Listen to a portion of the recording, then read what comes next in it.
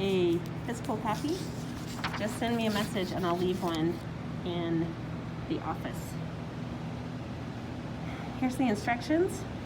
Down here are the points for each of the stories you will read. So if you have any questions when I get to grading, this will tell you exactly which short story. Okay, then I have an introduction here. In class, we talked about historical analysis. What does that mean? So historical analysis is based on the events surrounding the time of writing something. So I referred students to a particular book, which is back here, 1984, written by George Orwell. And the reason I chose this book to talk about when it comes to historical analysis is because the events surrounding the time that he wrote that had a lot to do with the fears that were expressed in that novel. Let's see, here's another gray one for historical fiction, which is The Great Gatsby. And this one focuses a lot on the 1920s, and it gives you what I like to talk about. Oh, here's another great one. Actually, a lot of these. I mean, I can keep going. That's Wuthering Heights, Brave New World, Hawthorne's The Scarlet Letter, Thousand Splendid Suns, a little more current writer. What you can learn from these different texts, including 1984, and a lot of the texts up here, a lot of these are classics. Some of them are not, especially down here we get to more newer novels, is fiction is lies, right? It's stories that people made up. However, what we do get is we get a particular truth about what was actually happening at that time through the eyes of the author. And when we look at the time that it was written, we can say that we see more about the history at the time than we do from any type of historical book or document we might read. A good example of that, like I said, was 1984. I don't see it here, but I thought I had a copy of it here. Oh, there's Beowulf. That's another great one. Moby Dick. Oh, Faulkner. Always great. Things Fall Apart. There's Toni Morrison's Beloved. So if you guys are interested, I do have these books if you ever want to read them, those of you that are online. Anyways, I can't see my version of 1984 at the moment, but we'll go back over here. So Orwell was afraid of communism taking over the globe. And when I say communism, I'm not talking about Karl Marx, because what he wrote was more like Thomas More's Utopia. It's something that doesn't actually exist. And there's a lot of reasons for that. But what started to take hold as a political structure in communist countries was more of a totalitarian dictatorship. And that became a strong fear for Orwell and many people at the time. And so he wrote what he thought would be a futuristic novel, 1984. Now in 1984, one of the most common phrases is, Big Brother is watching you. Interestingly enough, people will say this to me because I use Alexa and other things, like we have Siri and Google. So even today, something written in this time period applies. We still see some of the things in this text happening. But what we do get is we get a real fear of the time era that this book was written in, and the fear of communism that was spreading across parts of the globe. And so that's more like historical fiction. The other thing you're going to see in here is biographical analysis. You guys all know what a biography is. You want to be careful when you're writing historical fiction or historical analysis, rather, because you don't want it to leach over into a biography of the author. Let me give you something to look at while we're talking about this. Let's see.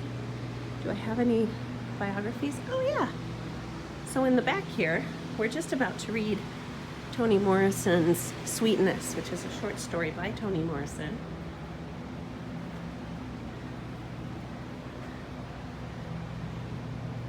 And she's a Nobel Prize recipient. She's most well known for her novel Beloved. Here's some interesting biographical information about her. She was born Chloe Ardelia Wofford on February 18th, 1931. Her first novel, The Bluest Eye, was published in 1970. In 1988, Beloved received a Pulitzer Prize for fiction, and she won the Nobel Prize in Literature in 93, 94. In 2012, she received the Presidential Medal of Freedom from President Obama. Well-known writer. When you read Sweetness, you'll see that it captures you right away, and you'll read it pretty fast. Slow down a little bit in that short story just because it's got a lot going on that you're going to want to pay attention to. Now, in your short story packet, you have 3 questions here. The first 2 are worth 10 points each. The last one is worth 20. It says, what events do you think make up a literary period and why? So I sent students over here to the literary period and movements poster. Okay. Let's take, for instance, the Renaissance from 1500s to 1670. We know who that is, right? Yep. Paradise Lost. Spencer. Up here, we have the medieval period with Beowulf, Story of the Volsungs, Chaucer, the Enlightenment, Benjamin Franklin, Voltaire, Rousseau, Charles Dickens. He kind of bleeds over here into the Romantic period with Mary Shelley and Wordsworth. What you're starting to see is a lot more categories popping up, and then we get all the way down here to postmodernism, 1965 to today. We haven't really written a new literary period. Any idea why? If you've guessed, I'm so curious what those guesses will be. But I'll tell you, it has a lot to do with the fact that we're more global now, and we don't follow the same timeline. If you noticed anything about that poster, there's a whole lot of Western dead white men and not a lot of any other people. So genres and materials and the world as we know it has changed a lot. Okay, so that should help you with those questions. And then you'll start the story Sweetness. Before you begin, you're going to read a little bit about point of view and literary criticism on page 5. And today I had students fill out page 6. We talk specifically about these categories: Black Lives Matter, the right to protest, racism, socialism, and white privilege. This is your opinion. Make sure they're well thought out and well written though.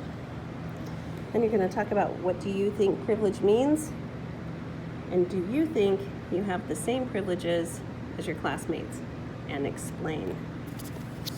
Then begin the short story, Sweetness by Toni Morrison. At the end of this week, you will do the after you read section, and there's 2 pages. Okay. Make sure you answer these questions fully. And then on the psychological perspective, if you get through with the story and you're not sure, please ignore that this is mental. Sorry, I have a typo. There may be a few in here. I did write this, the stuff that go around it.